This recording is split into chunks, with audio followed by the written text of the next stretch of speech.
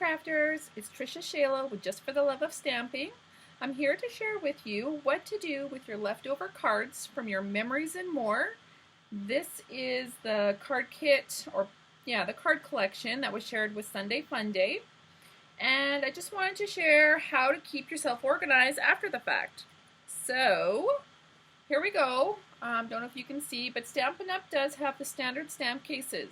So these come in a set of 4, and these are exactly the same case as your stamp sets come in, but you can purchase clear ones so that you can store other pieces, such as paper pumpkins, markers. I store all kinds of fun things in here, but I also store my memories and more.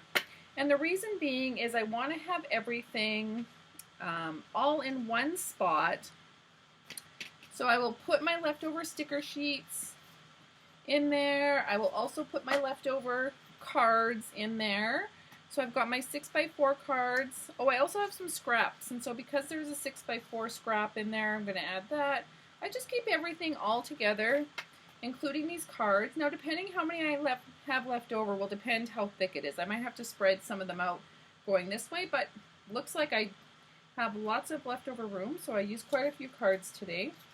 I'm also just going to tuck in my coordinating gems. Those are the new in color gems, and they coordinate perfectly with these cards. So I just want everything all together like so. I may even go as far as to get my label maker out and just make a label to indicate which Memories and More kit this is.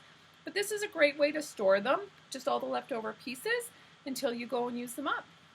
I hope you enjoy that tip.